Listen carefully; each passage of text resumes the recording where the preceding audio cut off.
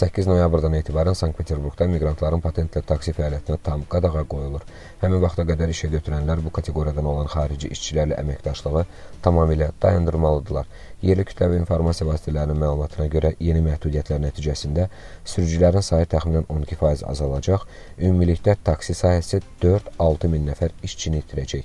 Taksi xidmətləri bildirir ki, şəhərdə sürücülərin sayı 12% azalacaq. Əmək və Məşğulluq Komitəsinin əvvəlki məlumatına görə taksidə patent əsasında çalışan xarici vətəndaşlara qoyulan bu qadağa 4000 nəfərdən çox olmayacaq.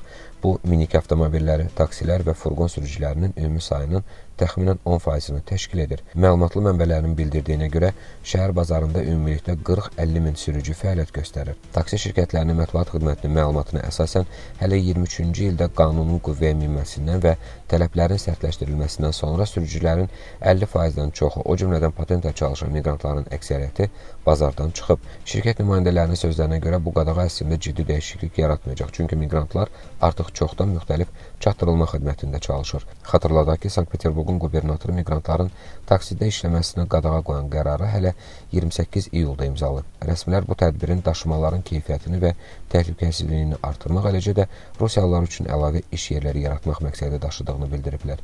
2025-ci ilin yekununda hökumət bu qərarın sosial-iqtisadi nəticələrini qiymətləndirəcək və 26-cı il üçün qadağanın uzadılıb-uzadılmaması barədə qərar qəbul edəcək. Qərara əsasən qubernatorun göstərişinin icrası üçün son tarix 8 noyabrdır.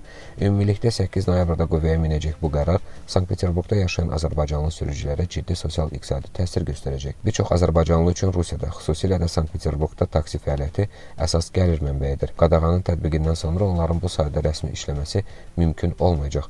Bu isə miqrantlar arasında işsizliyin artmasına və gəlirlərin azalmasına gətirib çıxaracaq. Artıq indi belə müşahidə olunur ki, miqrantların, o cümlədən azərbaycanlıların bir hissəsi taksidən çatdırılma və logistika sahəsinə keçir. Xüsusilə çətin vəziyyətdə olanlar Rusiyada hüquqi statusu olmayan və ya yalnız patentlə çalışan azərbaycanlılardır. Onlar üçün iki seçim qalır. Ya öz statuslarını legallaşdırmaq, yəni RVP və ya VNJ almaq, ya da Azərbaycana qayıtmaq. Beləliklə, bu qərar yalnız əmək bazarına deyil, həm də Peterburqda yaşayan azərbaycanlıların sosial sabitliyinə təsir göstərəcək. Yaxın aylarda isə həm gəlir itkisi ilə bağlı müvəqqəti çətinliklər, həm də tədricən adaptasiya prosesi, yəni yeni iş sahələrinə yönəlmə və hüquqi statusun rəsmiləşdirilməsi gözlənilir.